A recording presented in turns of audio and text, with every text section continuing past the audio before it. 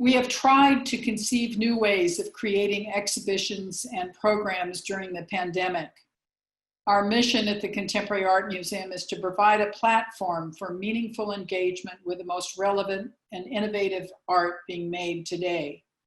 In the broadest sense, we are interested in understanding the efficacy and the role of contemporary art in these challenging times, and encouraging our students and the broader Tampa Bay community to engage the ideas and practice of significant artists working in the international arena.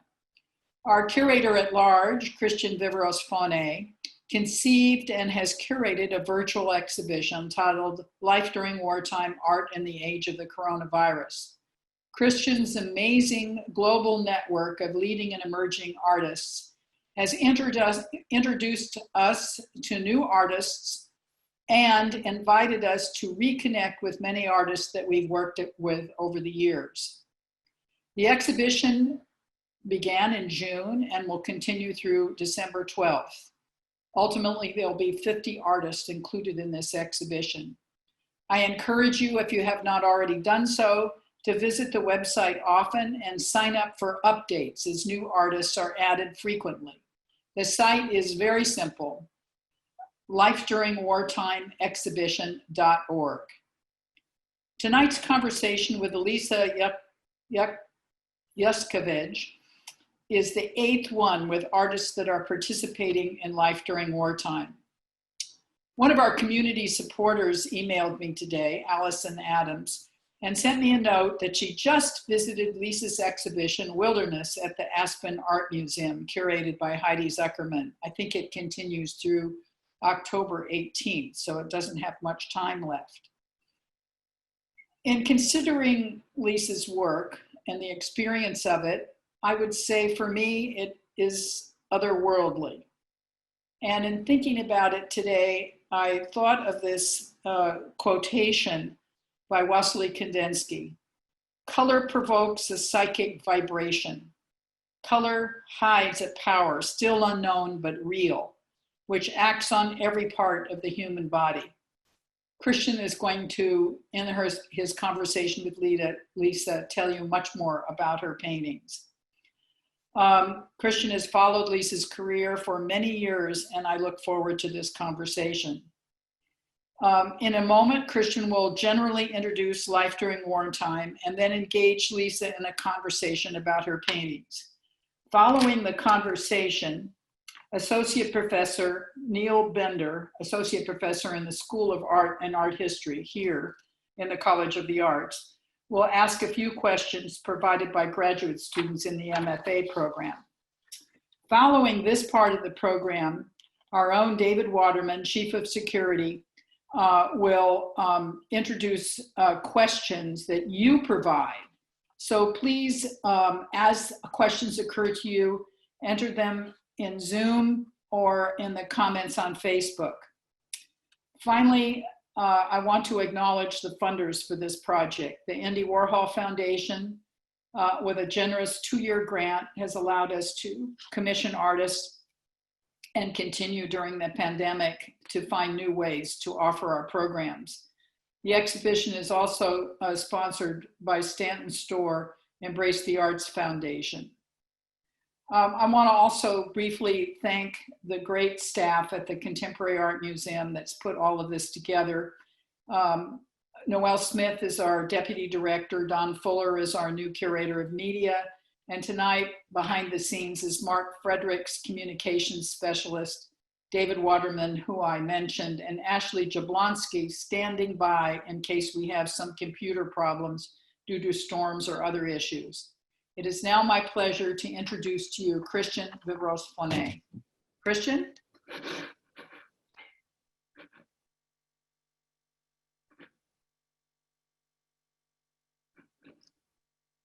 Christian, your mic is off.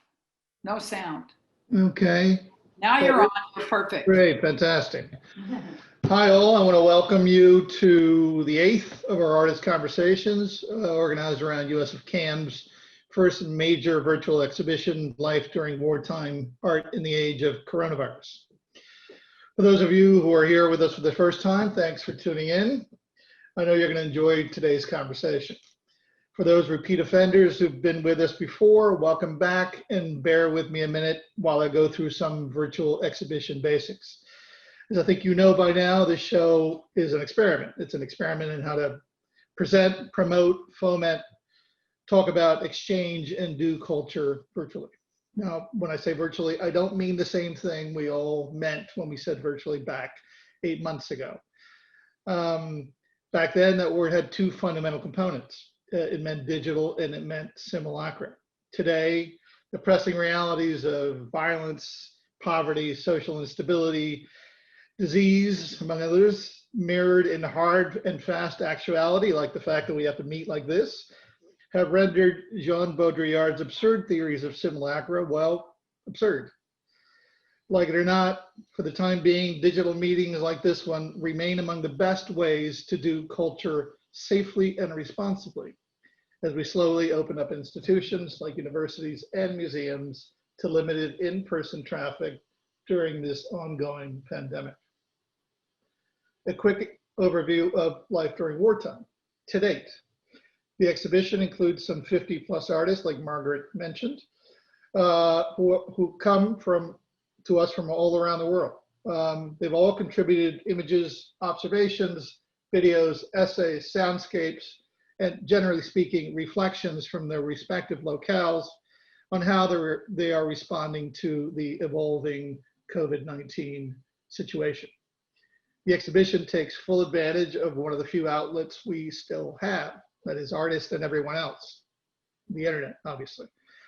During a public health emergency turned more urgent by a nationwide reckoning on race and racism, a real-time wake-up call about climate change, especially in the Western US, a polarizing presidential election cycle, and an expanding global infodemic, to borrow a term from the Director General of the World Health Organization. The question hangs over this really cruel list of present-day emergencies. Can things get any worse? In 2020, the answer invariably seems to be yes, which is why it's important now and again to stop doom scrolling. For those of you who don't know this term, that's checking your phone at all hours of the day or night for worse or even more terrible news.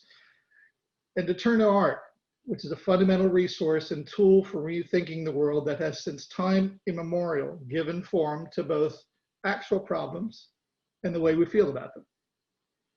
That's what we at USF CAM have tried to encourage with this online exhibition and our ongoing conversations. More than anything, what we've tried to do with Life During Wartime is mobilize sentiment, its role as a conceptual catalyst, its ability to trigger ideas, stories, conversations, emotions, feelings, and mental states. If we succeeded, it's entirely down to the artists.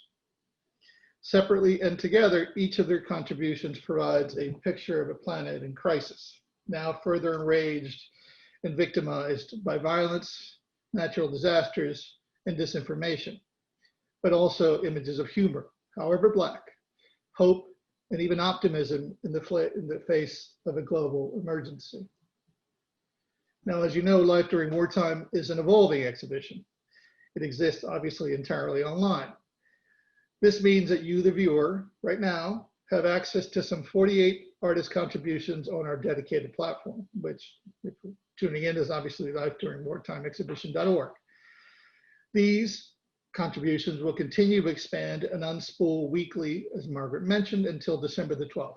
That's the date the exhibition closes. The idea behind this evolving exhibition strategy is, in part, to avoid the experience of a virtual exhibition as a data dump.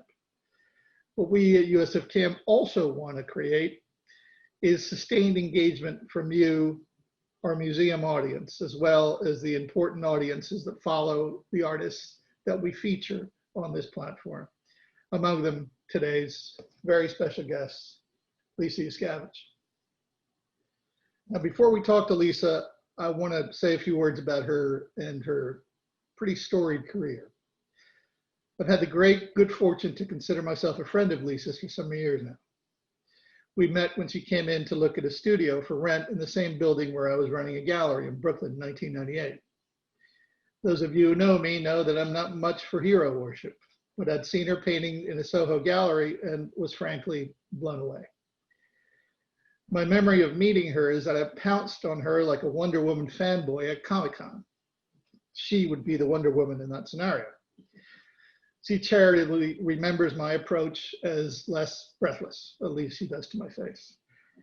In any event, we spoke, hit it off, and we haven't stopped talking for around 22 years. It's been a tremendous conversation. I know that I've learned far more from her than she has from me, but that, as one might say, is her own lookout.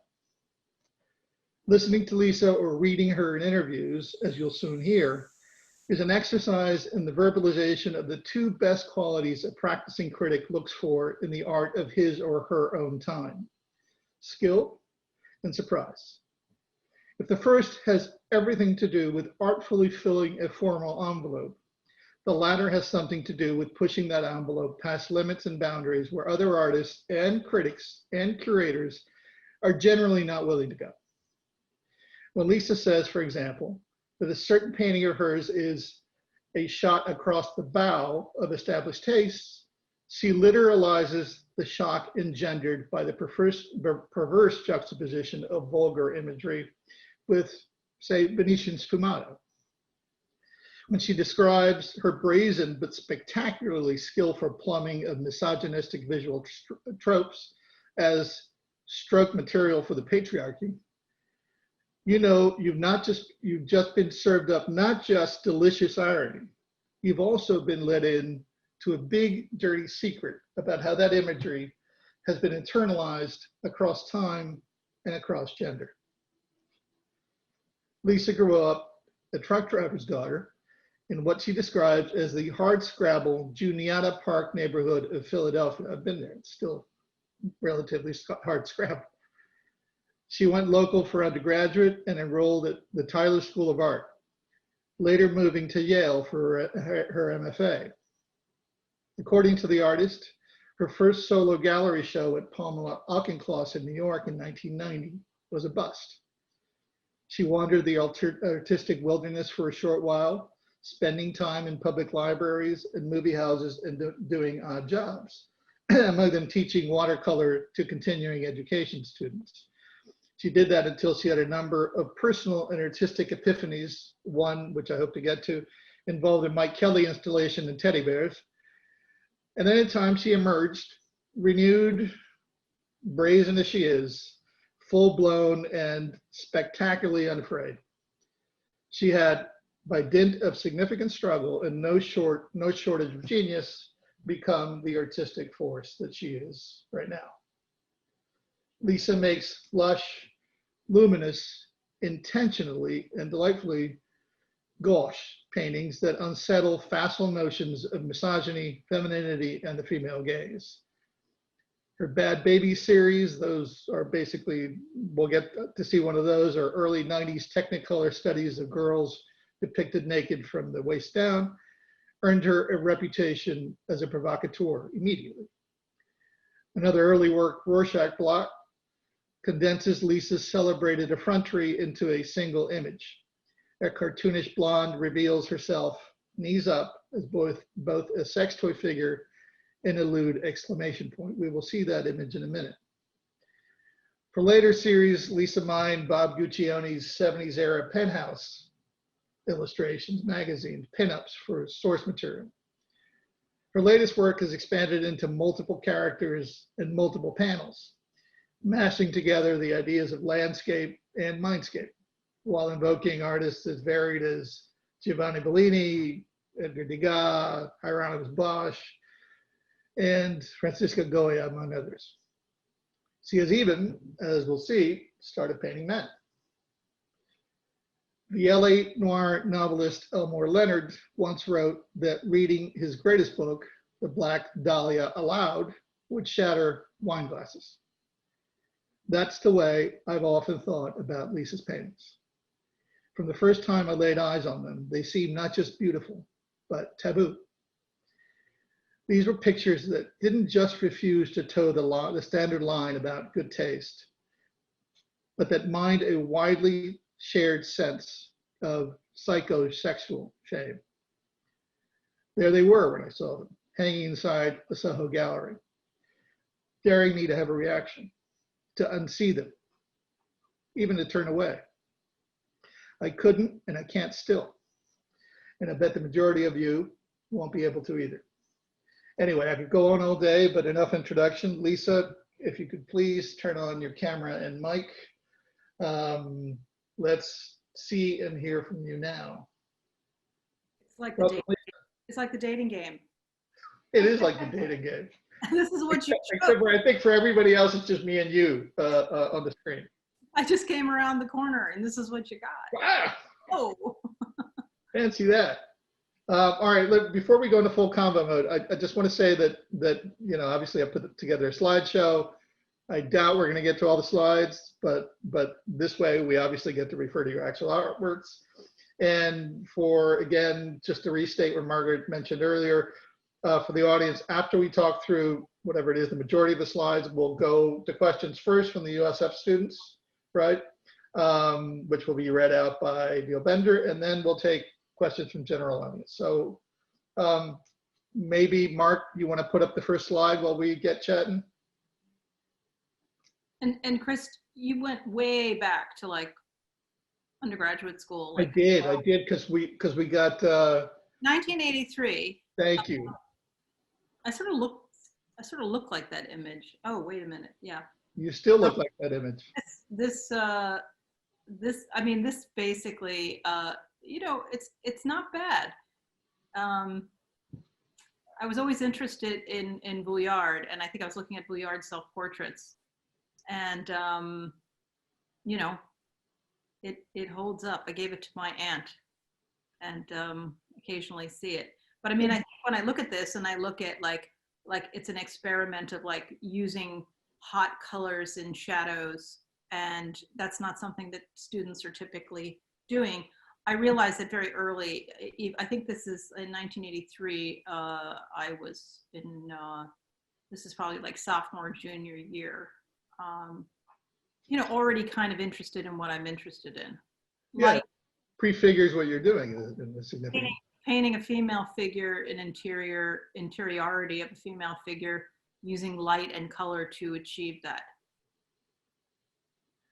Yeah, very much. I mean, one of the reasons I picked this image and then another two images, which, as you rightly state, I mean, I basically, I threw the time machine into sort of like, overload. First of all, I was astonished to see that these images are on your website, which, by the way, is a terrific website. And I hadn't seen either this one or the next one that we can go to now. Mark. Before, I wasn't aware of these paintings in your history. I mean, the self-portrait,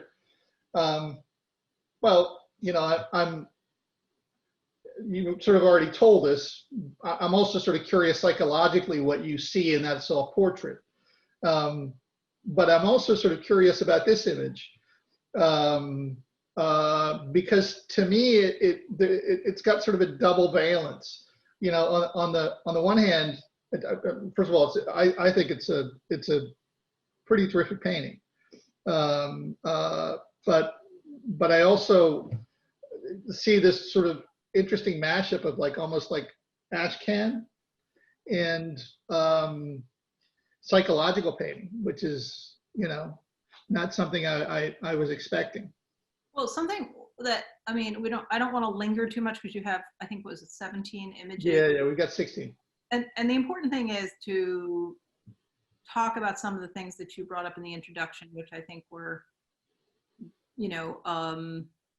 helpful to me. I mean, of course, it's always nice to be flattered. Thank you so much. Now I mean, the first minute I met him, he walks up to me, he's like, Lisa Yuskavage, I love your paintings. I was like, total fool for him right away. But it's been a very nice conversation because you're also, there's a criticality to your compliments. It's not, it doesn't fall flat. So it's actually very helpful because I haven't been painting in the past week or two, been doing a lot of other life duties. And I only really work when I'm working intensely. So anyway, it's nice to kind of go back and think about these things. The point is, this painting I made when I lived in Provincetown right after graduate school. After Yale, I applied to, like most graduate students, in 1986, I graduated. And I was very young. I went to graduate school straight out of, I basically was born in that neighborhood in Philadelphia, lived at home because we couldn't afford a dorm for me. I lived at home. I felt terribly sorry for myself. It turned out it was actually quite a great stroke of luck because I got to really have a lot of time to concentrate. I wasn't distracted by the other students. My sister had gone to medical school and I used her bedroom as a painting studio. My parents let me totally F it up.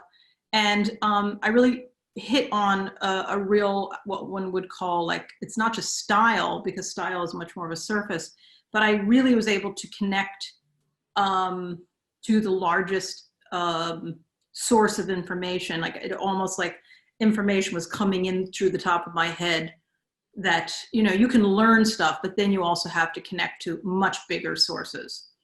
And, I don't even know how that works. I just know that it happens. It's like either you're chosen or you're not chosen to. And like, there was a time when I was working as a young artist and I was not able to be quiet enough. And it's not about working hard. It's funny because, like, my mom always says, "Oh, Lisa worked so hard." And I said, no, well, actually at Yale, everybody worked hard. Like undergraduate school, not so much. But like, by the time you're in a place like Yale, that's a given, right? Everybody works really hard. But that doesn't really make everybody be able to sort of do the thing that brings it to the next level. It's a number of things. At any rate, I get out of graduate school and I got this grant at the Fine Arts Work Center in Provincetown, which those students or young artists who are looking for a place to apply to experience being supported for about 8 months. You're there off season. So yes, it's cold and you're not swimming in the water, but I ended up living there, in the summer for another 20 years. I fell in love with the living by the sea in the winter. But this painting was made in real isolation. One thing when I see it, these were stories. I was reading a lot of fiction at the time. It's such a quiet time of my life, like living alone for the first time outside of school, working on scrap pieces of wood. I mean, when I see this, I see like the wood behind the paint. And these were stories that were kind of like, I read a book called The Master Margarita. My boyfriend at the time, is my husband now, is from the Soviet Union, and something we shared early on in our relationship was what books really formed your thinking. And then, I don't know, I can't remember if he read the ones I said formed my thinking, but I read the books that he said formed his thinking, and The Master Margarita was one of them. And it's a really amazing book if you haven't read it, and it's just like a strange contemporary story about Jesus coming back to Earth potentially, and he's in the atheist Moscow, and it's this. So it was kind of an interesting mashup of how to paint biblical stories.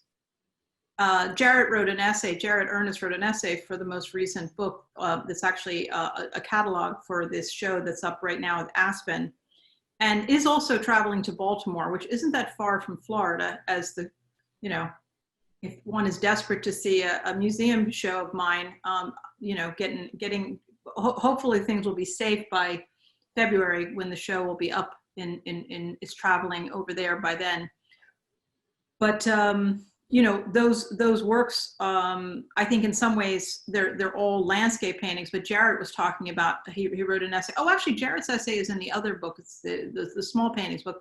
And it's actually called Jesus and the Naked Ladies.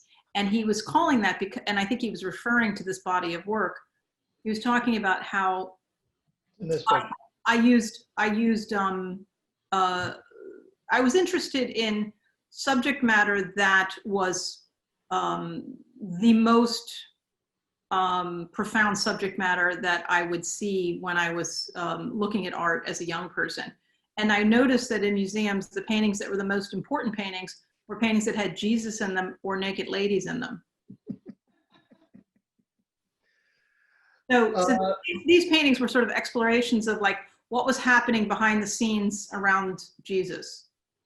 And I don't know what's happening in this one. I do like those two people hiding off in the corner in the back in the red with the long vest. right, right. Interesting style, like the clothing. Notice I'm not painting naked people here.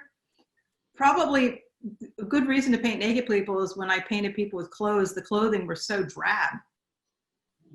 And it's so funny that it's sort of very 19th century looking. Yeah, the part I sort of picked up on was, the poverty of the situation. I mean, I didn't know that it was based on the Master of Margarita, but there's been sort of an undercurrent of class to a lot of the work that you put out there, and I think you've characterized it that way as well. So I don't know. That was partly my reading of this particular sort of. I think that could be an interesting thing to unpack, not today, but at another time. Yep. Is the difference between poverty in the work and class and taste in the work, which is different. Yep. I mean, they're related but different. But anyway, move on. Let's move on. Yeah, let's go to the next one. Get out of the 80s. Get into the. So you picked the best one from the Auchincloss show. This is Exactly. So this is a turning point in a million ways. Mm-hmm. But anyway, I mean, it's a painting that almost seems like an impossible painting for you today. I mean, I think you put it best when you were describing it in an article that I read where you said you painted a series of paintings, where you were basically saying, don't look at me. And I didn't want the paintings to be looked at either. Right, and there you go. There's a combination. Well, what happened is that I recognized when I walked in, just for those who have not heard this story, I walked into the opening of this exhibition. The gallerist did not let me hang the show, which is a bad sign to start with. And when I walked into the exhibition, I saw something I did not see when it was in my studio, which was a room full of female figures with their backs turned, and the paintings were very shiny so that the viewer would see themselves and not even the painting. You kind of had to look like hard to see the image. And I walked into the opening and I shit you not, I wanted to leave. It was an absolute nightmare. I was 29 years old and I realized I hate my paintings and I do not want to celebrate this evening. I was all dressed up, people were there, and I was like, I want to run out of here. I want to go hide. And it wasn't until I ended up in Marfa, Texas for my friend Yvonne and Leo Villarreal's birthday a few years back. Yvonne is here on the Zoom, so hi Yvonne. And we went around to see Judd's many locations. He owns many homes in Marfa. And one home housed all of Judd's paintings that he did before he moved on to be a sculptor. And the woman who's giving us a tour said this was a body of work he made. It was his first exhibition. He walked into the exhibition. He could not believe how much he hated it. And he took it all down and went away. And I was like, holy shit, I have something in common with John Judd. I would have never expected. I guess we're both, crazy that way. But anyway, the other thing, Yvonne, I just wanted to tell you that Yvonne owns Blonde, Brunette, and Redhead, and you did not put this in the slideshow. But Yvonne, this is the brunette from behind, because often in my work, I'll move between things, like kind of like moving around things. That's another story. But anyway, I just wanted to point that out because Yvonne may not have seen this. But that funny ear that's kind of just stuck on it, it's a very surreal painting, very surrealist. But anyway, so we can, the students or the people can ask me later, like, what did I do and how did I get myself out of the funk? Because it was a serious funk. Well, let's go to the next slide and maybe you can tell us, part of like how you got yourself out of that funk. How did I get from that to that? Yeah. Yeah. How'd you get from back of the head, backs and shiny finishes to this matte color, this sort of different, almost, assault of, color saturation and these weird little sort of, what are they like, baby seal eyes? Baby seal eyes. Don't hit me. And you know, what's funny, Christian, as an aside, before I answer the question is, William Bailey died this year, not of COVID, but apparently when I was nominated for the, one of these young painting awards, and I didn't get it. And I found out later, and this is very typical of my history, like I would be up for a grant. It would be like ones that I'd be nominated for. Like there'd be somebody who would like me enough to nominate me. And then apparently there was so much fighting in the room, and somebody inevitably, and this has happened several times, threw down their gloves and said, I am not going to, you know, finish this if you give it to her, you know, between me and one other person or whatever. So in this case, my former painting teacher, who very well knew and understood what a serious person I was. I mean, I might have been a weepy asshole when he knew me, like, you know, whatever. But he knew I was not a cut up, you know, I wasn't, you know, and so he was on the jury. And of course I didn't know this. Juries are supposed to be anonymous. And it was, and Chuck Close and other people were on the jury, and Rob Storr and a number of other people. They're not the ones that told me about this. Somebody who was working came and told me, and it was crazy. They said that William Bailey saw these paintings and said, she's making fun of me. And it wasn't until I heard that I realized maybe I was. Let me ask you this, because for a similar painting that I think is earlier than this is one of the Bad Babies paintings. There's another one, it's a green painting. I actually have the title here, The Ones That Shouldn't, The Gifts. But it's a very similar sort of setup. It's a saturated green background, the figure, the same, you know, don't hurt me, baby seal eyes. And you relayed that in basically the minute you painted the baby seal eyes, your first reaction was to laugh, right? Were you laughing at William Bailey, or what were you laughing at? No, I wasn't thinking much about William Bailey at all. I mean, in order to, so let me go back and answer the original question in order to sort of tie this up. So when I got through that opening, which was May 1990, the show of the backs that I hated. And it, you know, I thought, you know, because I was so young and I didn't know any grown-up artists, you know, I didn't know any artists that I could call and say, oh my God, is this bad that I feel this way? I didn't know to call Donald Judd and get his advice. You know, I didn't know that was a thing. But anyway, I just simply got depressed and stopped painting. I just put the brakes on. I was like, you know, why fill the world with these hideous objects that you don't believe in? So, you know, I just basically lived on Ludlow Street, which sounds glamorous, but it was not, in an apartment that was infested. And I just sat there and watched the light run across the walls, and followed by various, you know, generations of cockroaches and mice, and just thought about it and did not do anything. Did not, you know, I gained a few pounds from just sitting still. And Matthew kept saying, well, why don't you go and like exercise? I was like, no, I don't want to do anything. I just sat still.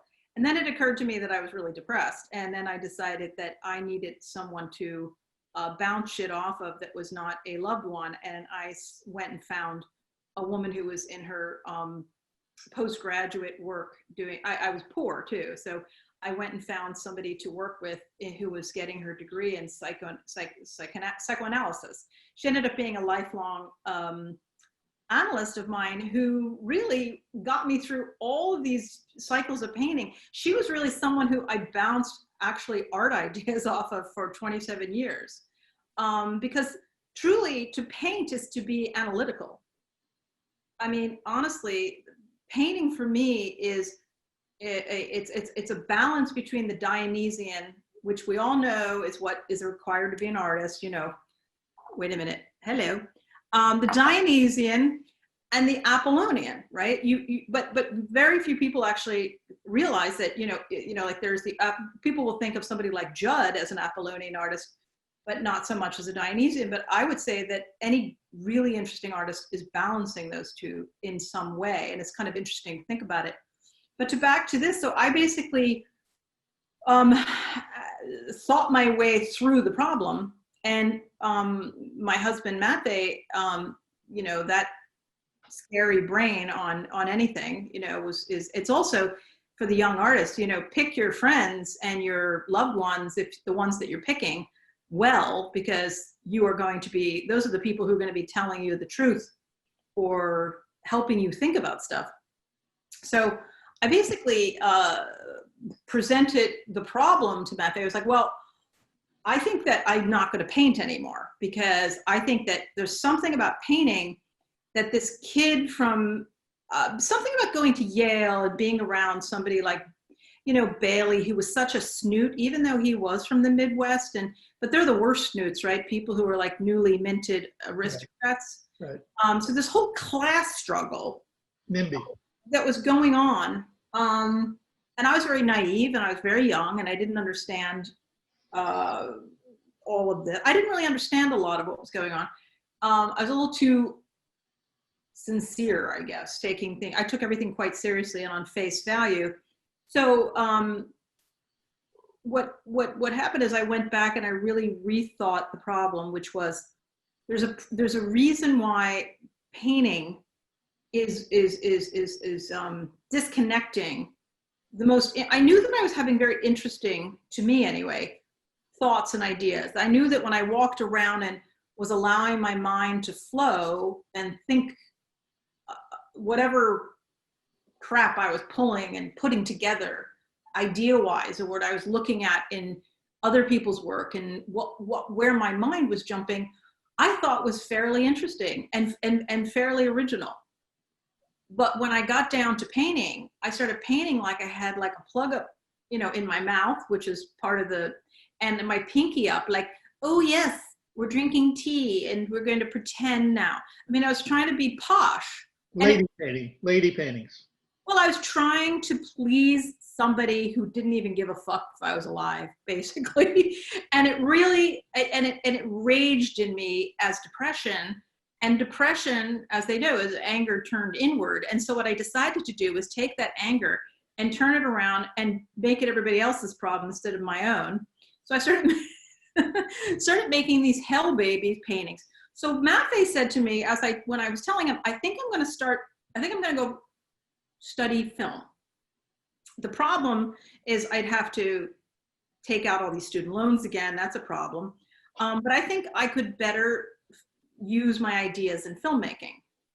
And I told him some of the issues I was having about like the class struggle and da-da-da. Anyway, simultaneously, we got a phone call inviting us to a party. And then the person calls back and says, wait a minute, Matthew, we weren't married at the time, because Matthew, you can come. This is somebody who went to grad school with. You can come, but everyone thinks Lisa's too much. So Matthew took that idea and he said, what if you showed up at the party in the personality that paints those other paintings, the backs, and maybe you take the thing that shows up at the parties so in other words, make the paintings get disinvited to the party. So then you become the demure one. And of course, I never really became that demure, but I thought what he was saying made an incredible amount of sense. And it's also very analytical, what he was saying, which totally connected to what I was actually trying to scrape together for myself. So I also got a studio, a little 6-month grant at PS 122 in the East Village. And I started making paintings that I thought were the opposite. So Matthew basically was challenging me, do the opposite. And so I decided to turn the figures around and to literally take the anger and turn it outwards towards the viewer. And then it wasn't so simple, because I think one of the real achievements of these paintings is they hit the nail on the head of not wanting to be looked at, but not being able to look away, both for the viewer and the object. And this idea of sfumato, which is not supposed to be in hot pink. And this kind of like working between, basically these paintings were a hit in some ways, in that everyone had an opinion about them. I mean, I didn't sell any of them really. I like later 1 or 2 of them sold here or there, or somebody stole one, or I don't know. So, you know, it's like things eventually moved on. But people talked about these paintings, and I ended up forming a friendship with a lot of artists from the pictures generation, which is interesting that they kind of got these paintings in a way that painters weren't getting. You know, one of the things, while we go to the next slide, that still sort of sticks with me was your reaction, the laughter, basically because that was the reaction I had, I think, to seeing this painting and to seeing your work for the first time. You know, it's such a, I think that laughter, at least for me, I sort of want to hear how you felt when you had that reaction, is such a, I think it's such an honest sort of like reaction. I mean, for me, it's significantly sort of better than shock, because it's better resolved. Like something that, you know, like the kind of reaction one has to a particularly sort of funny bit from Richard Pryor or Dave Chappelle. I mean, that's really sort of the way I remember encountering your paintings. And I think this one is one of the ones that really sort of like hits you over the head in that sense. It's a real ambush of a painting. I mean, everything about it, the centrality of the image, the full frontalness of the nakedness, the brightness of the yellow. Like the last painting, you said you're not supposed to do sfumato with these kinds of colors. But getting back to that laughter part, because that really is something that still sticks with me. And I think I mentioned it to you before.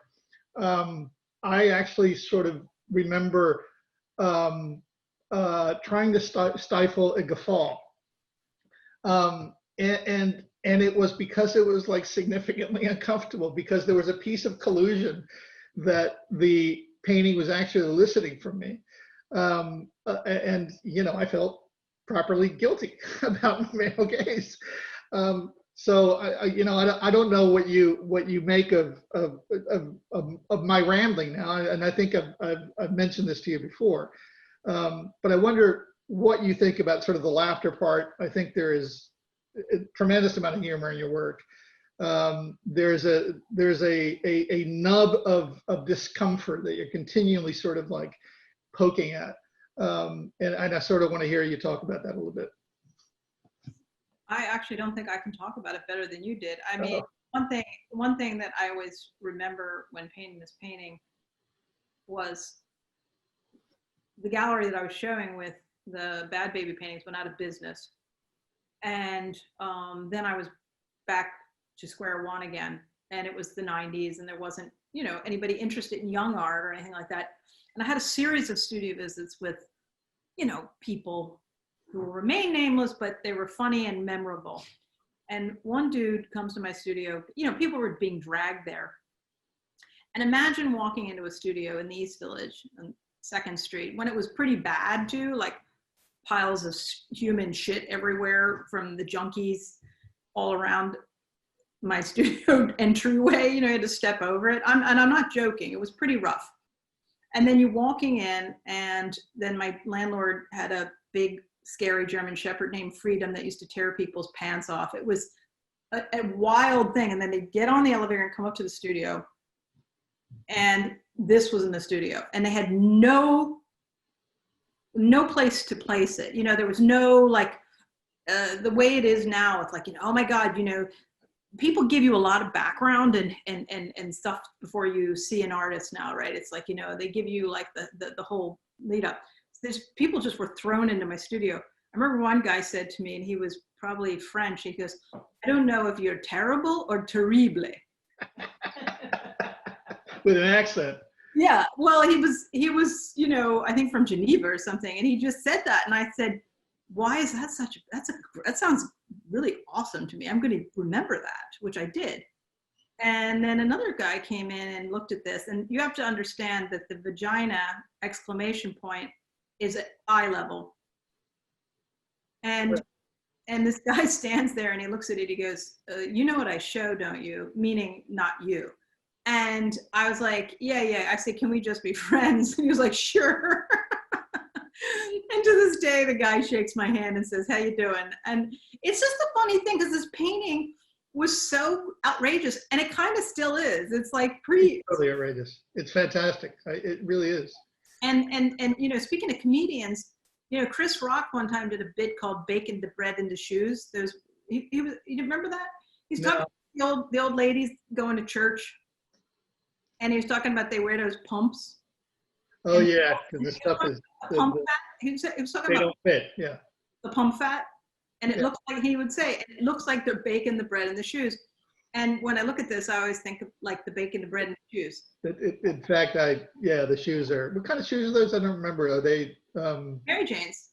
Mary Jane's? That's what I thought. Right. Yeah. No, it's They're very stable. I mean, the one thing about those feet is that they're really she is not going over.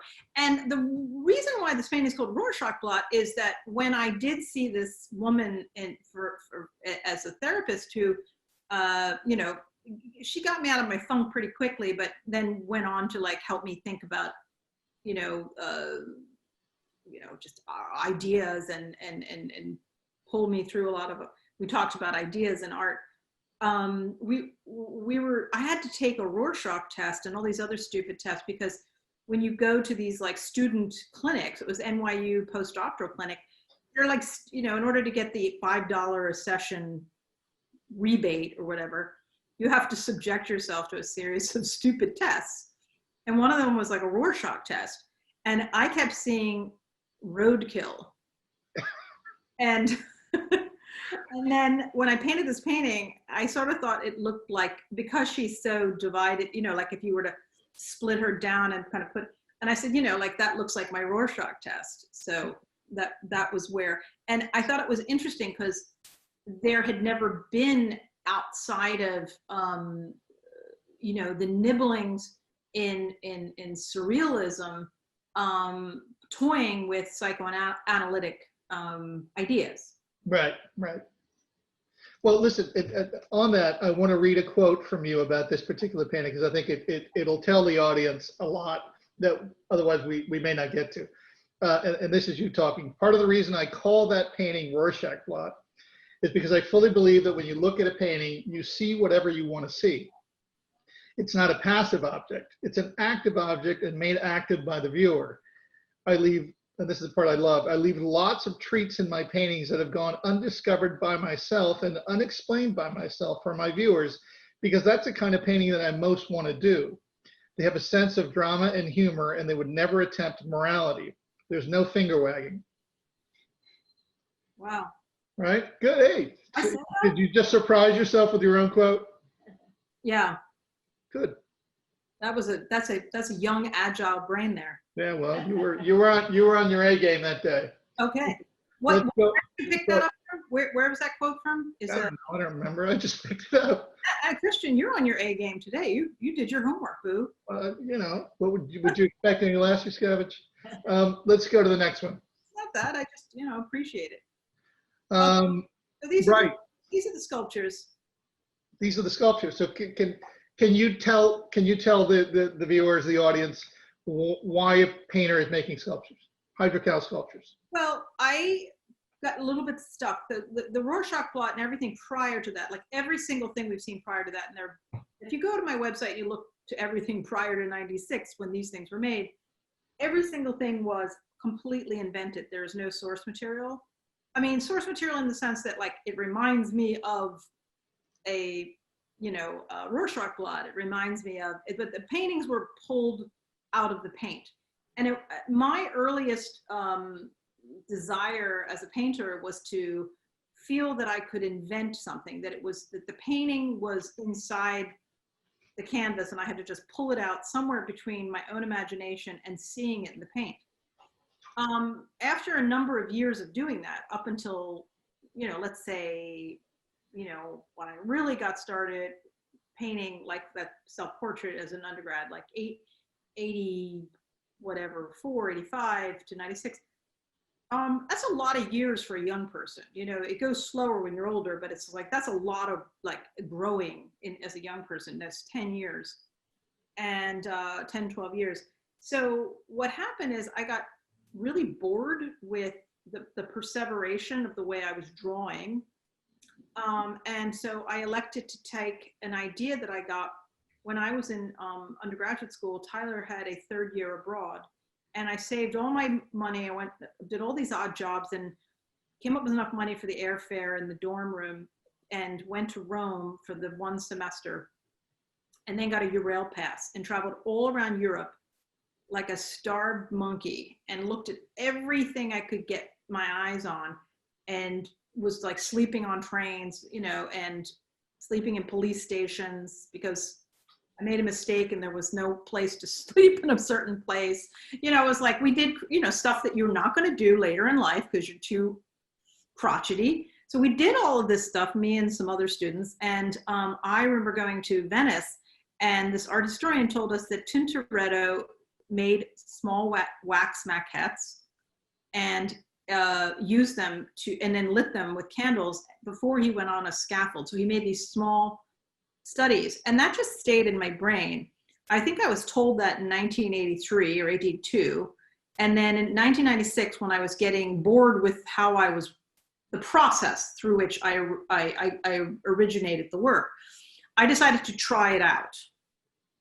And so I bought Sculpey, which is a kid's clay, and I went to Pearl Paint, which is now not there, on Pearl Street, and I made these little figures, and I called them the Bad Habits in honor of my love for Philip Guston, but riffing on that, because he does like eating, painting, and smoking. And so I, you know, my bad habits were, you know, of course, others. And then motherfucking is because, you know, there was a lot of fantastic rap music at that moment. And everything was, you know, a series of gerunds, and then, you know, it had to be motherfucking. So what was really fun about the series, and really leading up to this, was because I felt like kind of a big fat failure for the most part, and for the most part was, I mean, even though I was showing my work, it never really took off. Like I could never really eke out, I wasn't getting as much as some of the other people around me. And I recognized that there was a lot of resistance to what I was doing. Like everything that I got came with a huge amount of effort. And there was nothing going like this. There was no wind beneath my wings. So I decided to turn that into a positive. And I just decided to like be a total asshole. And that's where the Rorschach blot kind of came in. It's like, you know what? Who the fuck cares? Nobody likes my work anyway.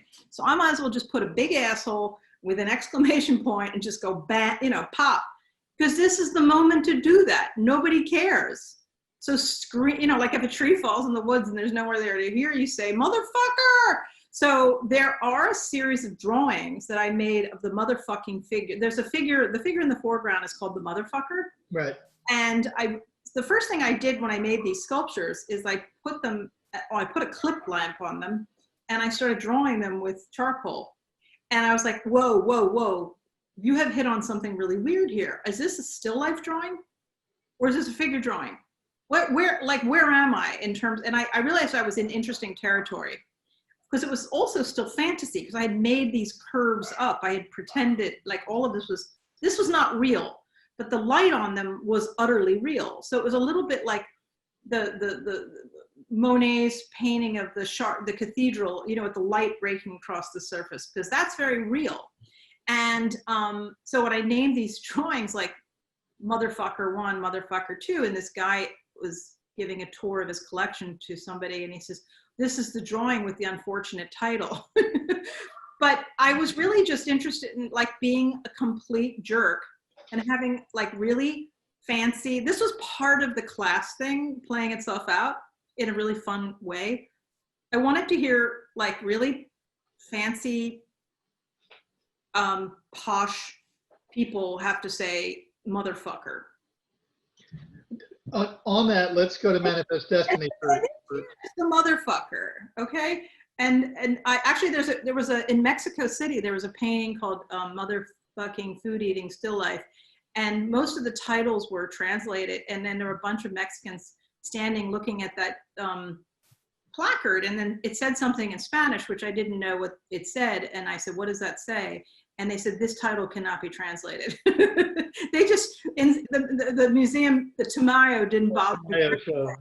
Didn't bother to translate it. And I was really having fun, and it's a really great thing to use, you know, whatever isn't going your way as ammunition in a way, because it is. I mean, I think that's part of what is going on now with like people making work and protest work. It's like, you know, you're trying to make something out of what's not going your way. That is what the protest. Right. I guess these are protest works in some way, but it's not a protest. It's a protest in a very personal way. Yeah. To being boxed in by what people told you couldn't do. Well, this painting is obviously sort of directly from one of the figures. That insanely sort of upright collar that it occurs to me like could be a great costume for like The Handmaid's Tale. Come to think of it, I think like I saw Amy Coney Barrett with it on this morning, but like on MSNBC, but maybe not. I don't know. Maybe we should skip to the next image. Skip. I love this painting. This is a small, what is it, 7x5 inch picture. And you made a bigger painting from this, I think probably the same year. But I really love the smaller painting, possibly because it's more intimate, less finished, but it's also because I just love the story that goes along with this title. And the title itself, which I think says a lot about the author of the painting, the artist. You want me to tell that story? Yes, please. Oh, well, when I was in graduate school, a couple of people that I met in graduate school became extremely, you know, like family. And one of them obviously is my husband. Another one is John Curran, who is a fellow painter, which I'm sure you guys know. And another one is now deceased. His name is Jesse Murray, who's also a painter. And he was much older than all of us, and also a very, very tall, very grand, very erudite gay man who had been teaching art history. He was he was in his 30s and we were in our early 20s in grad school. And he was a real odd duck in that school. We had a few odd ducks at Yale when we were there. We had a guy who was a Vietnam vet, looked like ZZ Top, and sold pot to pay his tuition. Paul Edwards, an amazing painter who also died. But Jesse died of AIDS while I was having that show of the Bad Babies. And it was like a few days after my opening, he finally succumbed to AIDS. I was very close to him through the illness, and he was like, you know, like a big brother, a teacher.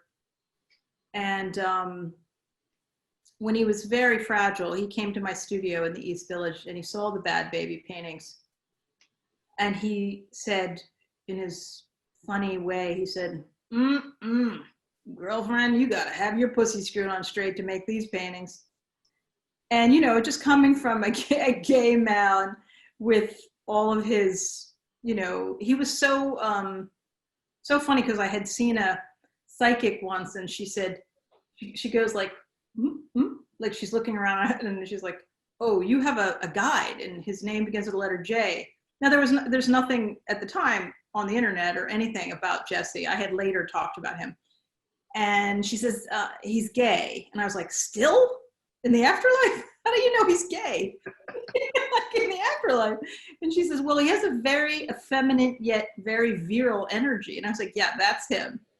That's definitely Jesse. But this was a very tender way to remember Jesse in a really odd way. It's like, he gave me this idea about being a type of a feminist that is not really particularly celebrated in, you know, I was not a celebrated feminist by a long shot. But I think that it's just something that this idea of having to have your pussy screwed on one way versus the other way really gave me a lot of guidance. I love that story. It's a fantastic story. I hate to do this, but I think we're gonna have to skip over a number of the paintings that we had and go to 12, Wilderness. Mark, can you take us there? Number 12. Number 12. This is like the, title track, as it were, for your like current traveling show, right? Mm-hmm. Again, is at the Aspen Art Museum and at the Well, going to the Baltimore Museum. the Aspen show and this show, one of the things that you said in your introduction Yes, about, the times and, all of the layering of the things that are happening. And when I was doing the walkthrough for the Wilderness show, for the staff who were lovely in Aspen, the staff in Aspen were helped, the people who were hanging it and whatever. And, they were trying to come to grips with this work, just like anybody else who comes to see it for the first time. And that painting that is the painting that's in your show, the Life During Wartime image. Did you put that in this slideshow? No, I didn't because I wanted to look at other images, but it's called Walking the Dog, and it's absolutely gorgeous. Well, one of the people, Mark or somebody, can share their screen at some point, and we can actually show that image. Mark, why don't we do that when we're taking the questions from the USF students? It's not vital, but the thing that I said while standing in front of that painting, and that's why I chose that painting to share with you for this show, this virtual show, is, and when COVID happened, I was in Aspen and came back, and that was just before. It was like, boom. It wasn't even a murmur about China, I think, maybe. I don't know, maybe a little murmur. Barely, nothing. Barely a murmur about China. Anyway, so I get back and this all happens. And of course they closed the show. And it was the least of my concerns. I was like, whatever, they closed the show. And that was obviously March. So the show was open for a month and then they closed the show. And one of the people who was most involved with acquiring all the loans and having to deal with all of that, he was a very lovely guy. And he wrote to me and he said, Lisa, do you remember that during the walkthrough, you said about this show, the title of the show should not be Wilderness. It should be called Apocalypse Now. And I was talking about how I think that you see all these what are they called? The airplane tracks? I should know what they're called because I'm painting them, but the airplane things in the sky, Right, whatever. Right. There's a word for them. Cattails. Yeah, cattails, whatever. Thank you. But there's a lot of events in a lot of these paintings that are in this show, Wilderness, that are like floods, fires, and just general apocalyptic looking shit. And I made that joke, March, whatever. And this guy, Lewis, he said to me, do you remember saying that? And he said, because I said, this body of work that the show is based on is roughly after 9/11 and living in New York City, 9/11, the financial crisis, the first one, Hurricane Sandy, which was scary as shit. And actually, for those people who don't know, Christian and his wife Lisa called me and my husband and asked how we were. And I said, not well. We had we had no power. We were scared. We had nowhere to go. All the hotels were filled. We had two little dogs, two little chihuahuas. We were driving around. They said, come to our house. We have heat, we have food. And we were like so grateful. And I'm always saying thank you. But like, it was so scary. This series of events, boom, boom, boom, boom, boom, boom, boom. And so, as you said, can it get any, it's a Russian joke. Matvey's one of his favorite Russian jokes. The, pessimist says to the optimist, do you think things can get any worse? Things And the optimist said, sure. No, the pessimist, I screwed it up. The pessimist says, things can't get any worse. And the optimist says, sure they can. And that's kind of where we are. So anyway, so I realized looking back on this body of work that I think a lot of people during COVID, doing these interviews with me and said, well, will you be putting masks on people? I said, I already did it. It's in this work. I think it's all like artists feel things coming. I'm certainly not interested in fucking making apocalyptic work. What I want to do now is think about what's to come, and hopefully it's not a goddamn layering of crisis. And on that, let's go to Dude of Sorrows. By the way, contrails is the right term for those things. Thank you, Sebastian Bremer. I'll never remember. Dude of Sorrows, which is the next to the last image. Wait a minute, but no, go back for 1 sec to All right, let's go back. If you zoom in a little bit, there is. Oh, I'm so glad you're doing this. Go ahead, let's do it, because I actually had. There's a woman with a stick. Yeah. Behind her, there's a couple of people. Where'd that go? It went away. Yeah. No, let's Mark, let's bring that back. And the woman with the stick and the woman and the. Can you zoom in? I think he's maybe trying to zoom in. Can you zoom in, or is that not? There you go. Oh, sexy. All right. See the mask behind her? Yes. No, I do. I do, and I've seen it. And I was like, bizarre that you got onto that, because that's 2013, 2015. This painting. Yeah. Okay. You can make that full screen if you want to, but thank you. Nothing like having a tech person at hand. A good tech person. So you wanted to. I only wanted to say that like this painting is very apocalyptic. And like people were saying to me, like, what the hell are you painting? And I was like, I'm not sure. I feel this, it's like something is roiling. I was having dreams about ordering dogs to go to sleep on cinders. I was having all kinds of weird, like flashes of things. I'm not saying I'm a psychic. I'm saying that I think that when you're a very sensitive person, I think you use all 5 senses, and it adds up to some 6th sense. I think you have your antenna out there for sure, and you are picking up like, short wave, long wave, whatever kind of wave, and you've been doing it for a long time. But there's one figure here that's almost central, the one that's in front of the lady with the mask, and that's the woman with a stick. Yeah, about to give something a beating. Well, it's a piece of fire at this point, but and you pointed this out to me, and I had not seen it.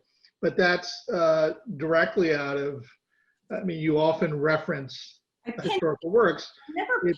I've never pinched an actual image. Well, you did here. It's plate 28 of Francisco Goya's Disasters of War. And do you know the title of that print? No. It's populacho in Spanish, which, by the way, means rabble, which means not only are you imagery-wise full on for 2020, but you are also politically full on for 2020 rabble. Good Lord. Well, I'm very proud to say that the Met owns this painting. Metropolitan Museum owns this painting, and they were going to hang it in their recent acquisition shows in March. Wah, wah. Anyway. All right, let's go to Dude of Sorrows. So this is not the first male figure that you depict sort of as a sole figure. I think you've been mixing in a male figure every now and again, I think, for some time into paintings that were, background characters, but this guy's special, because obviously this is not exactly Albert Durer's self-portrait, is it? Well, it's, Durer got me here because this there's nothing minor Durer did, but there's a little drawing he made of himself as a saggy old dude. He's painted himself as these magnificent creatures. Right. And then there's this one drawing where he's just like, he shows the flesh sagging. And I was riffing off of that, and next thing you knew, I turned him into a Vietnam vet who were the dudes of sorrows where when I was growing up, you know, I had a boyfriend that was a Vietnam vet, really the saddest dude in the world. And, but this idea that through this body of work that I made, I was using this idea in Italian Renaissance color theory, which was congiantismo, which is that the presence of the supernatural is depicted when a rainbow appears. And I was in love with that idea and squeezing the shit out of it for a couple of years. And then I had to say goodbye to it and let it go for a bit. And that's pretty much what I've done. I mean, there's a painting that we didn't talk about much called Manifest Destiny, that tall figure that you said. Every body of work has a manifest destiny. And at the end of it, I push, or like, I try to choke it out. Like, what are you trying to do with this? You know, because you need to give it up and move on to the next thing. And I do think, like Dude of Sorrows, the fact that he is in this grisile and he's so tragic, but he's, you know, the supernatural is appearing through his pain, you know. Like these vets were always getting in fistfights. You know, I worked in a bar and they were always smashing chairs over each other's heads and whoever else. And then out of great pain can come extraordinary stuff. Sometimes not, but in this painting, I wanted there to be that. You had a great line about this painting. The painting is vulnerable and then manipulative, which I love. But maybe we can get to talking about that in a second. Let's just look at Scissor Sisters before we go to the questions from the. I was thinking about the bad babies too. The bad babies are vulnerable and manipulative. You know, it's funny, when I used to teach intro to painting or beginning paint, whatever, to undergraduates at NYU, I loved saying to them, is manipulation a bad thing or a good thing? And they always said, oh, it's bad. And I was like, not when you're an artist. You better manipulate everybody. It's all about manipulation. And actually, there's people who would actually disagree.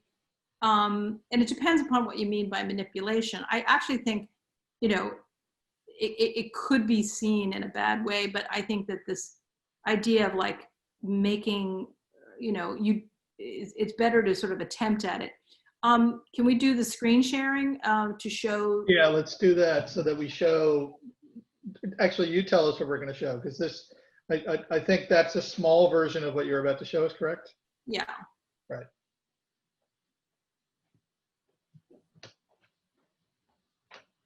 And before you get there, I'll get a jump on you and say that the painting you're about to show us is in a show called 2020 Good. I mean, it's fantastic, first of all, because we also see your, not only do we see Philip, your dog, but we see your studio, which is, I think is a treat, right?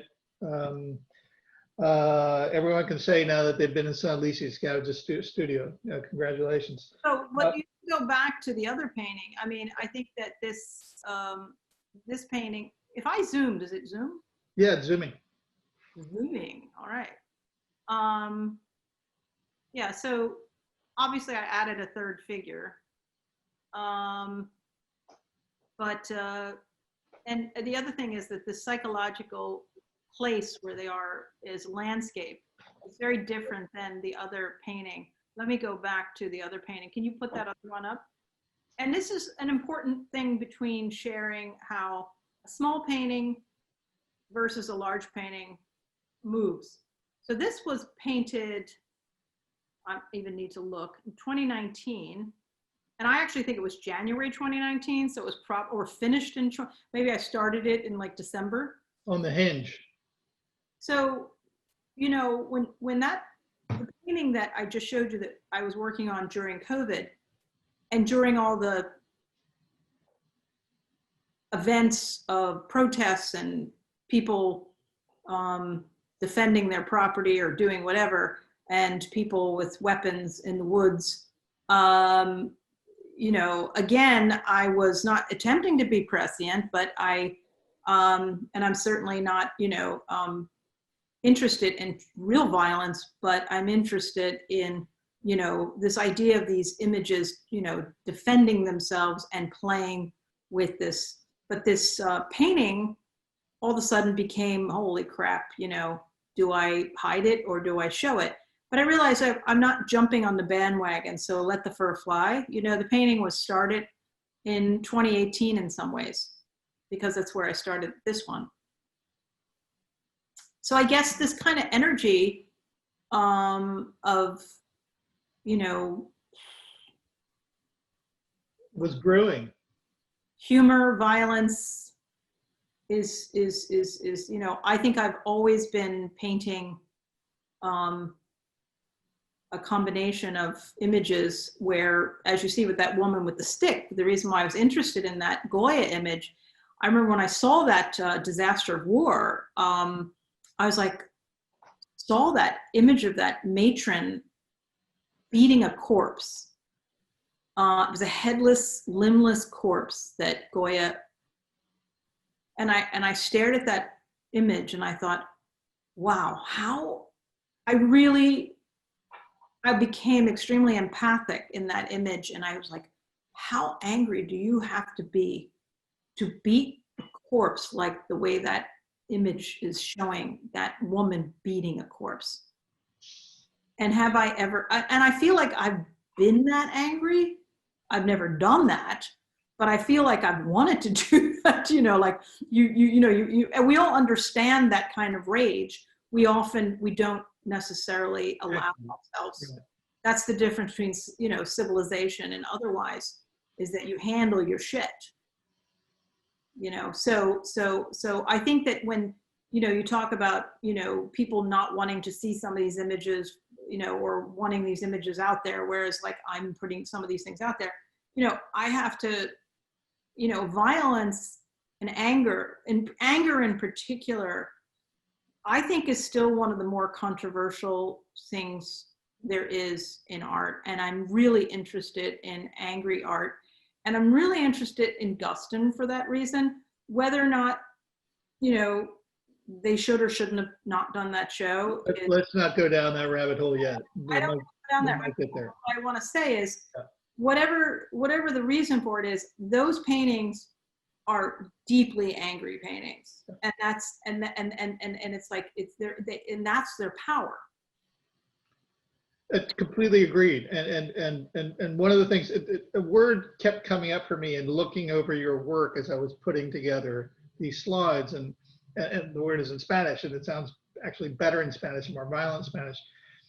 Exabrupto, an outburst, and in a way, I mean, I see your work as liminally being about those kinds of outbursts, you know, or displaying those outbursts, manipulating the viewer into feeling those outbursts.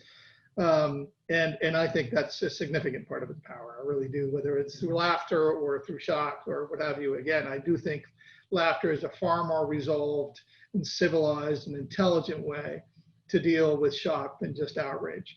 But before I go any further down that rabbit hole, let me bring in Neil Bender so he can ask a few of the questions that the USF students sort of cooked up for us.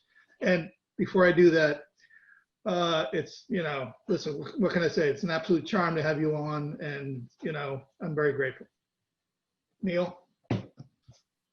Hi, thank you, Christian, and thank you, Lisa, for doing this. I mean, there's so much to unpack, and I guess like briefly, you mentioned the Guston thing. I don't want to go too far down the rabbit hole, but I guess a question I'd like to ask briefly before I get into these other questions is how you've negotiated that kind of idea of the art world having conservative aspects and your work being frontal and pretty unapologetic and addressing its own ambiguities and complexities, and how you've managed that, and how your work has changed even since the last images we saw, like even in the last like 10 years, how much your work has changed and how you've negotiated that over a long period of time. Because I tend to think that we think the art world is very liberal, but I think in some ways it's very conservative. So maybe that's just a brief thing, and then I'll get into other questions. I think I mean, in reality, it's just like, listen, the resistance has been good for me. It's made me, it's made, and fortunately, I've got a lot of energy to give it, and I'm really good at a fight. I'm good in a fight. I rise to fortunately the fight's mental, nobody's actually like hurting me. Words are not really, but, as an artist, it's very different than being like a film person or a book person. In reality, you really only need 1 or 2 or 3 or 4 people to support you or to like your work or whatever. And, you can get, I've always made a great deal of the people who care for me and care for my work and have not taken them for granted and supported them back. And I think that it shouldn't be the kind of work that everybody gets. I understand that. I've had to be reminded of that by people who are smarter than me or more grounded than me at times. Sometimes I'm like, oh, well, why not me? Or whatever, as we all as artists say that. And the answer is, no, not you, and then you have to think why, and that maybe you're lucky. And so it's really about making it a good thing and not being a whiny asshole. Not being a whiny asshole is a big one. How to pick, move on from that. That's always there for one. Every artist should realize there's one door. It's whiny asshole, complainer, and we can always, I crack that door once or twice a month and look and peep. And I don't like the farty smell that comes out of that door. So I pull the door shut and Nice. I go the other way. So do you make images that resist your own kind of like moral or ethical urges? Like an image rises up, you're like, I don't trust, I don't believe in that image, but it's so powerful. Like I need to make it. Well, actually, the Scissor Sisters, the little painting, I had the idea for it for a really long time, and I was just like, you can't make a painting of 2 chicks like looking directly at the viewer, like doing this with a machine. Like what's left? You can't, and you're not going to. And then I was like, one of the things that I really love about my small painting, I don't like the word practice. That is so annoying, that term. The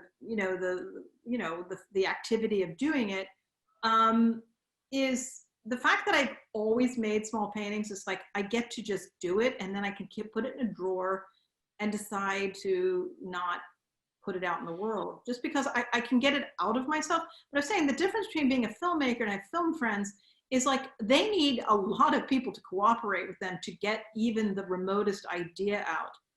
As a writer, you can write a book, but you still need a lot of people to buy the book. I don't need that much. I mean, it really isn't like, I don't need the whole world to like my work. And I actually don't think it would be a good idea. Selective audience. Yeah, so I wanted to ask a question from Jonathan Sleet, who's up there, your grad student, who talked about seeing your show, The Brood, at the Rose Museum, and obviously observing the reference to the David Cronenberg 1979 film. And his question is basically like, do you see painting as a compulsive kind of cathexis?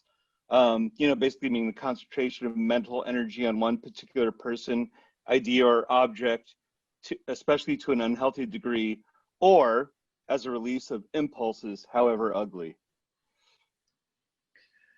I have no idea how to answer that question. Just think about cathexis. He's Jonathan, a student of mine. Jonathan's a very smart guy. I think that I think it has more to do with the person asking than me.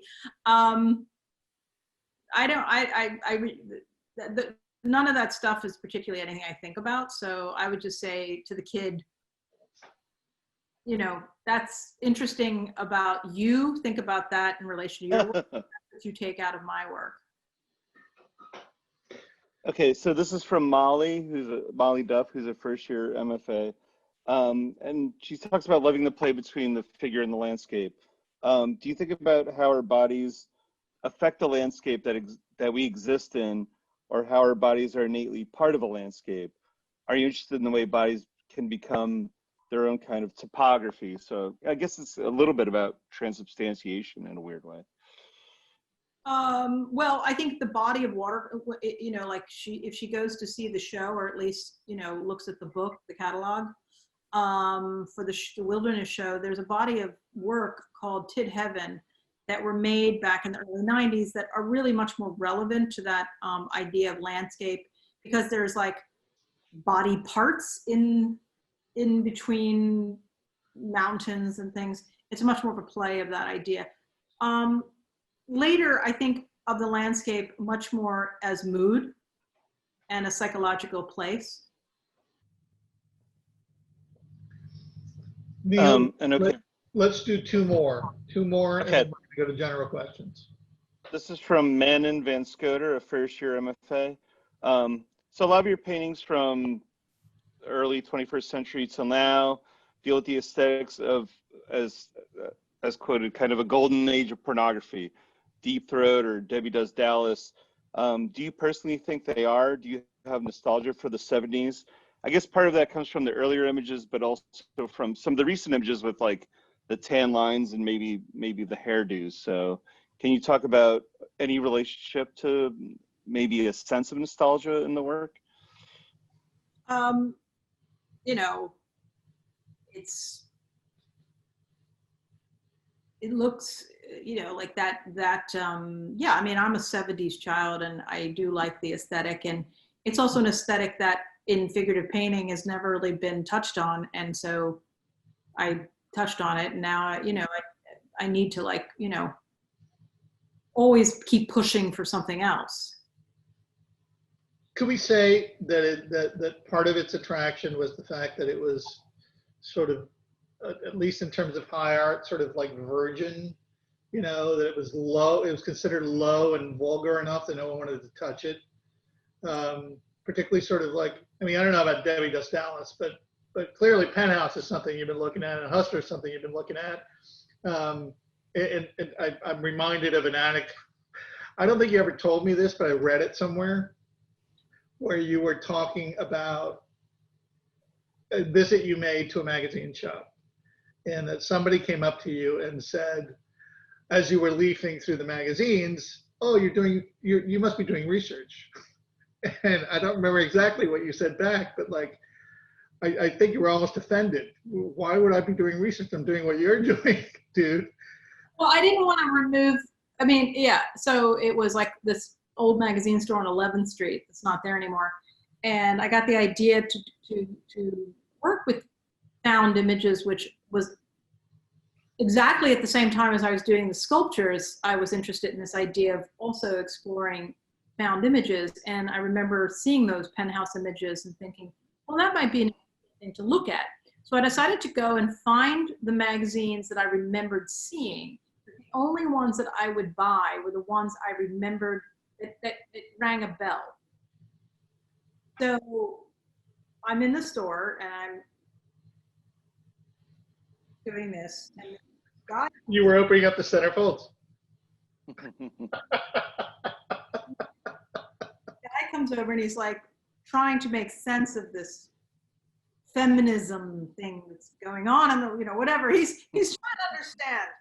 And you know, God bless him, he says, you know, like, oh, you know, are you doing research? You know, I guess he thought I was like an NYU doctoral student in, you know, feminist studies.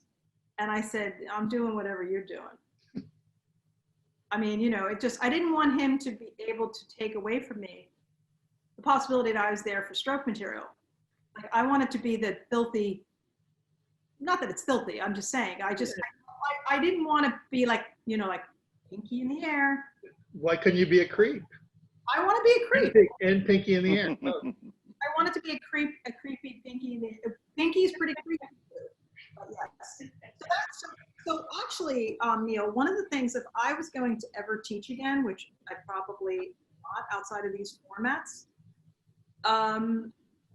one of the things I'd like to do a master class on is state of mind.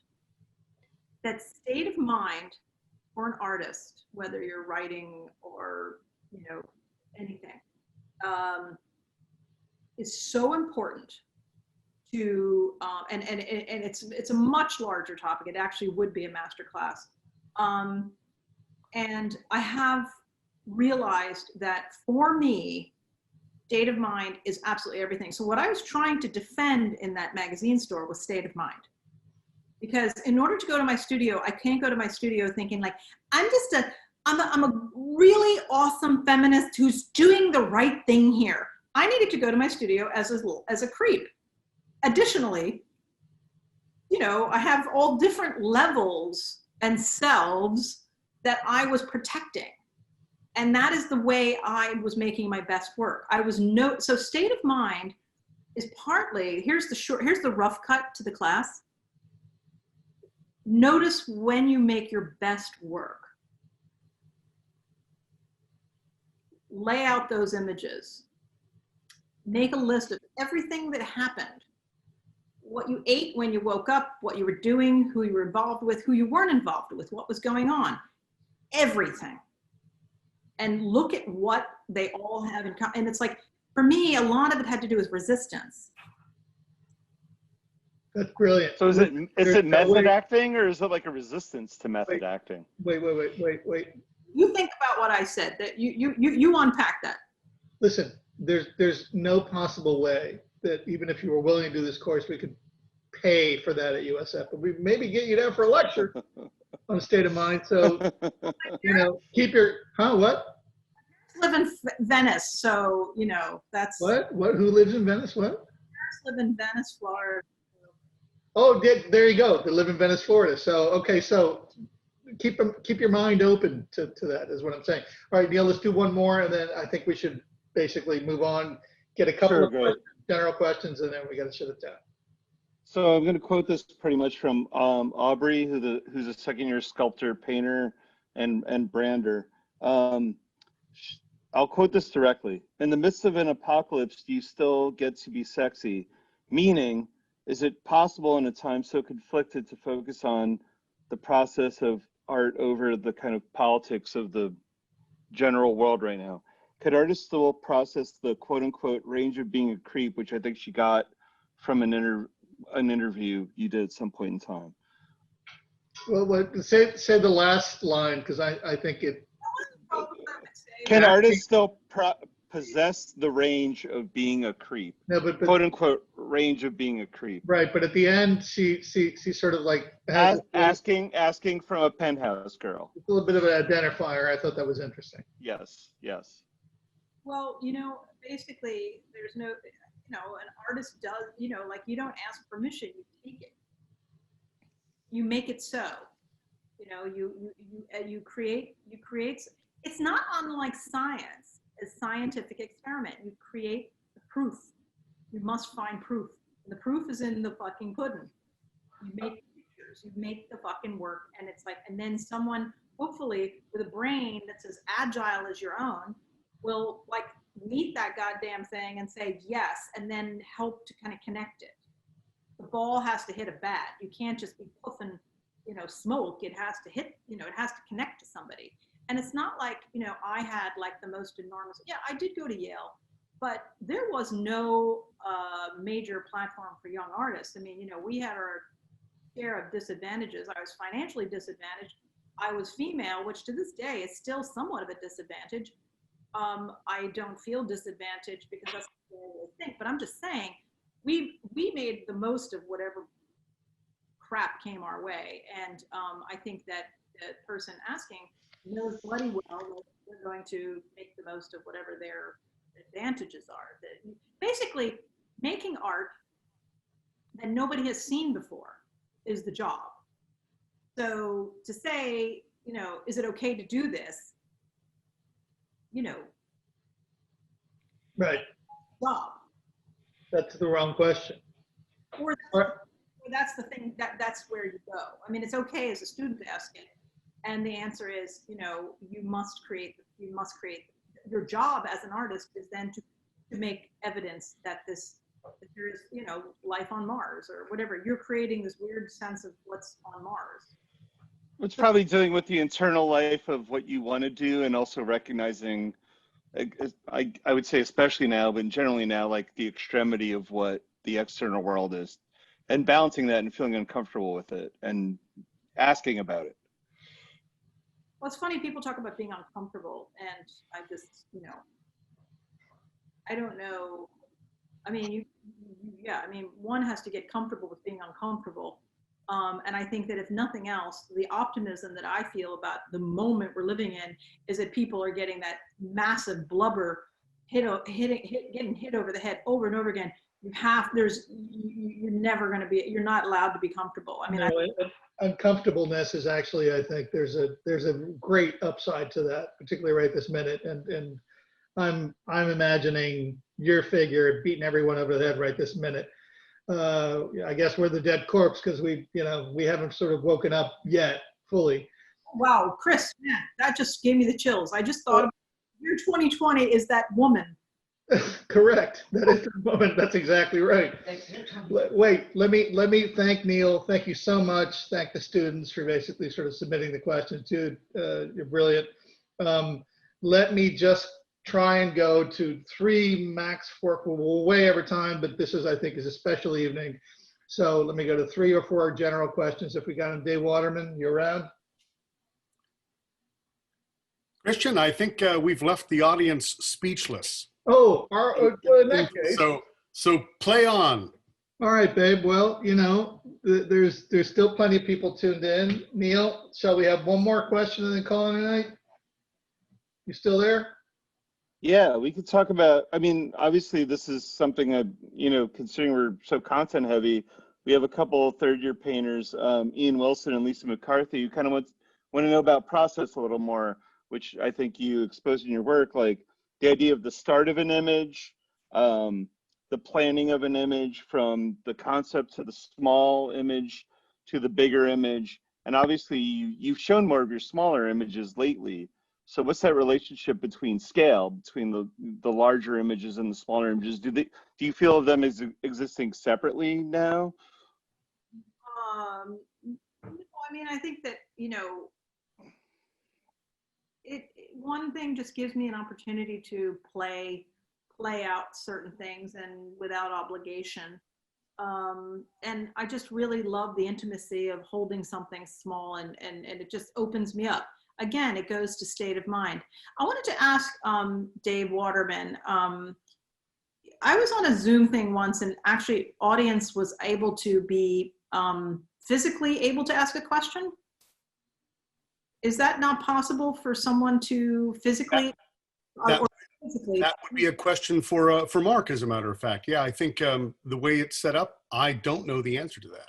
I don't know if somebody would want to do that, but is that something that's not set up here? Yeah, I don't think we're set up for that. We're set up for people writing in through Facebook Live and then through Zoom. Oh, okay. They can chat. But I tell you what, like, we still got plenty of folks on listening to us. So I don't think people are bored. It's a big audience. That's good. Yeah, I think folks are just, they're bowled over by your intelligence, love, and they can't mouth it. To do a striptease. Well, people should write some shit right now. They should. Shit. But listen. So anyway, so did we get the answer to the question? They just the answer to the question is, I am very interested in process, and it's always something that I want to continue to explore and expand. I think that's what kind of propels my work forward, is trying to figure something out, over time. A painting that I'm going to show in May, my next show is going to be in New York. It's Warner in May. And I've started a painting 2 years ago and finished it through COVID. And it's a gigantic painting called Night Classes at the Department of Painting, Drawing, and Sculpture. And it's it's about so many things, and one of the things that I really loved about doing this painting was how what I've been interested in doing lately is a real synthesis and a synthetic way of putting a painting together, and having it come together over a really long period of time through drawing and contemplation. A lot of time spent away from that painting, thinking about it without working on it. It's a painting that I did a small painting of that was in a Werner viewing room. Some people saw it in that viewing room. And I actually posed in front of it for this New York Times thing that I did, a questionnaire, when it was not finished. It was funny, I posed in front of this painting when it was not finished, and I was like, oh shit, what happens if I kind of mess it up? You know, I'm already posing in the painting. But yeah, I mean, I think it was, I started the painting and it was a grisaille, and every time I went away from the painting, I felt really nauseous. And I'm sorry I'm not showing an image of it. I could show an image of if anybody wants to dig that image of the small one up, they can dig the small one up. But it takes place in a studio, an imagined studio. It was obviously an art school. And I realized that just like psychoanalysis or psychotherapy, that one of the places that has never really been explored psychically, psychologically, or artistically in terms of theater is an art school. And all of the goings on. I mean, I really feel like I did my time. You know, I did my six years plus some teaching. And I was, oh, yay, thank you. What a genius. Yeah, Zoom, hit the Zoom button. Bang. It's not working. Oh, Zoom, okay, well, whatever. But anyway, so You can kind of see it. Let me see if I could blow it up. No, it's not working. So, yeah. You can see it, I hope, kind of. So there is now, this painting is quite small, and but I made the large painting, and it was a grisaille, and I was really getting like sick of it every time I wasn't working on it. And then I had a thought that the painting wanted to take on Matisse's Red Studio. I thought, well, you know, if you're making a painting called, you know, you're making a painting of a studio, you know, you have to sort of, it has to take something on. Also, the large painting is, you can take that down now. The large painting is about 10 feet by 8 feet. So it's such a large studio that it's such a large painting that it feels like a theater set. So I completely eradicated the entire painting with cadmium red violet and let that dry, and then I did a study. So the large painting was the first step. Then I made the small painting to figure out where I wanted to go with it. Then I went back to the large painting, and then I made another small painting. So I kind of sometimes move back and forth. The important thing is, and again, in state of mind, to speak of state of mind, it's very important for me to not be stuck. I mean, I guess some people would say, well, you're stuck because you're a painter. Why don't you do other things? Well, I don't feel stuck as a painter. And I do think that, you know, there is a lot of room to create. I mean, I think that's one of the jobs as a painter is you're doing something rather traditional. It's over 500 years old and it's been done by so many people, but you're trying to find some new territory in it. And you're trying to find some new territory in yourself. Anyway, Anyway, that's brilliant.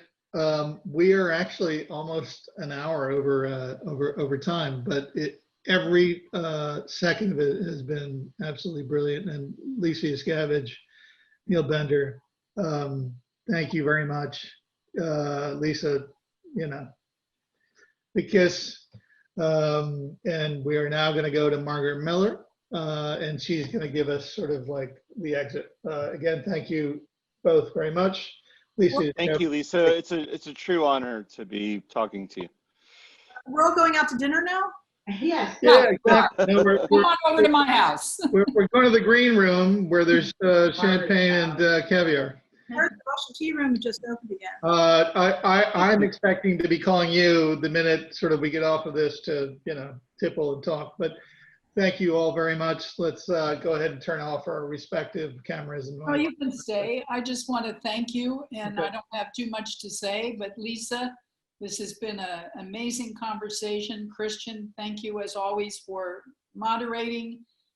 Neil, Bender, and your students, thank you for really coherent and wonderful questions.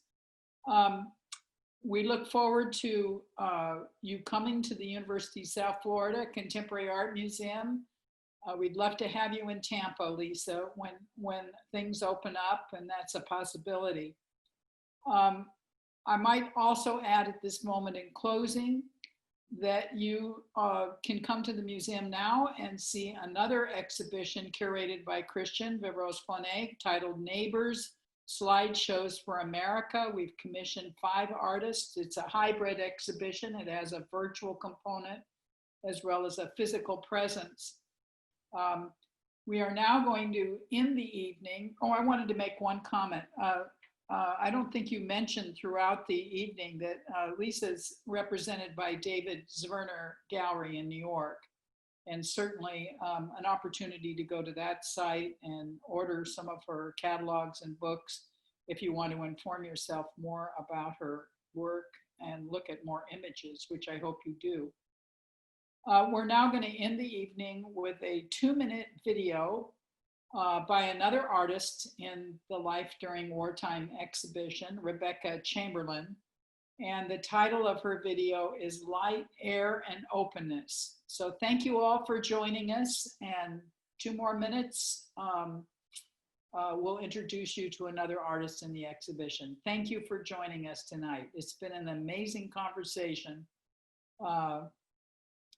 I think we've covered a lot of topics: angry art, manipulation, violence, discomfort, humor, outrageousness, and I would add, moving us to the sublime. Thank you, Lisa. Thank you, Christian. I work both as an artist and a clothing designer. And when all this first began, I started making masks with a friend who had developed a design with a nurse for the local hospital system up here in Delaware County, New York. Since then, I have continued to make masks now for the community, continually for the nurses and staff at the hospitals and other essential workers in our area. The mask making was more underway and became kind of more of a rhythm. I posed a question to my community through a social media outreach. The question was, take me to a place that gives you a sense of hope or calm. I posed this question to patients at a mental health facility in the Netherlands a few years ago, and the question felt ripe again. So I developed a palette that works with a shade of reflex blue that I often work with, but kind of lightened it to become almost a clear sky color, and almost the colors of the protective gear that nurses and doctors wear in hospital. I truly inhabit these places that people send me, and it becomes a way to connect in a way that I don't think I could otherwise communicate to these people, some of whom I know and have known for a very long time, some of whom I don't know at all. All the while, I'm wearing masks as I'm going out into public, and I'm considering what a mask needs to be for me, and I'm having these conversations with people. And I started to develop a palette for these masks based on OSHA requirements and protective gear. Ultimately, that is where I've landed with the masks for Life During Wartime.